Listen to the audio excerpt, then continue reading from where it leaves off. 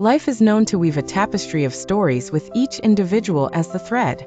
One such thread was Ishaan. To the 10-year-old Ishaan, life was not very fair. He lived with his grandfather and brother in a thatched roof house. They never had money, and buying clothes or shoes was a luxury. Like every other child, Ishaan loved to play football. He spent his small allowance to buy a pair of shoes and a football. He treasured them with his life and often spent hours cleaning it and admiring it. Even though Ishaan was a quiet and reserved child, he transformed on the football ground. His energetic aura infected his team, and his skills were unmatched. He was always chosen as the captain, the greatest honor in his little eyes. Over the days, his shoes wore out and he started falling down more often. He tripped constantly and missed many passes. Somehow, he went from being the best player to the worst. An older boy approached Ishaan and suggested that he buy a new pair of shoes. He said that a good sportsman should wear good armor if he was to excel in the field. Ishaan did not have the means to buy a new pair of shoes, unlike his teammates. His old and aging grandfather had to provide for Ishaan and his brother. Even though his grandfather did not express it, he knew that his grandpa intentionally gave him a higher allowance so that he could buy shoes. Apart from the playground, Ishaan had an interest in the lessons taught at school. He was particularly interested in English because the teacher would tell them many stories, often ending with morals or valuable life lessons. He tried to study hard but often found himself unable to speak the language like his fellow classmates, and often struggled with basic vocabulary. He often failed his exams or got really low marks in his papers. No matter how hard he tried to study, he never got better. He started to believe that life was extremely unfair to him. He started to see that kids with new shoes played better, and the ones who attended tuitions studied better. Tears rolled down his cheeks as he thought, maybe only the rich can win. Lost in his thoughts, he was jolted out of his reverie when his grandfather placed a hand on his shoulder. "What happened?" Grandpa asked. "I try so hard," said Ishaan, "but it feels like I am meant to lose." His grandfather picked up a pebble and smiled. "This pebble," Grandpa said, "reminds me of someone." Ishaan wiped his tears and looked at his grandfather. "There was a girl in my village. She was poor, illiterate, and often mocked. But something powerful lived inside of her, a longing to learn and never give up. She would watch children walking past her to attend school, while she tended to the fields with her parents. One day, she found a torn book near the garbage pile. To others, it was trash.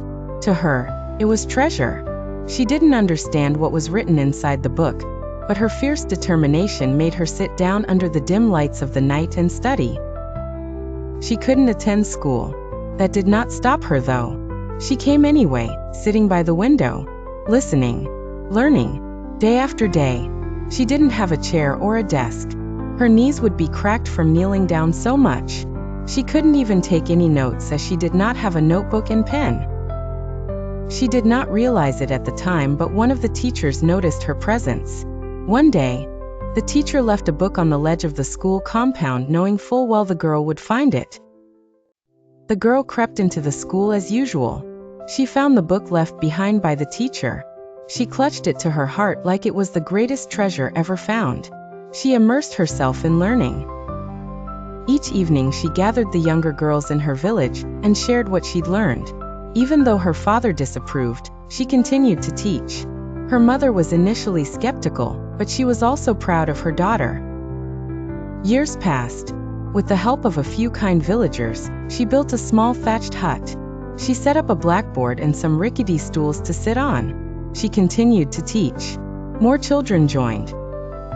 Soon even the adults began to listen. She spoke fluently and her words were lined with wisdom. And among them was a young man who quietly admired her strength. "That girl," said Grandpa, "was your grandmother. She wasn't the smartest or the loudest, but she was steady, like this pebble. She never stopped walking forward." Ishaan looked down at the pebble.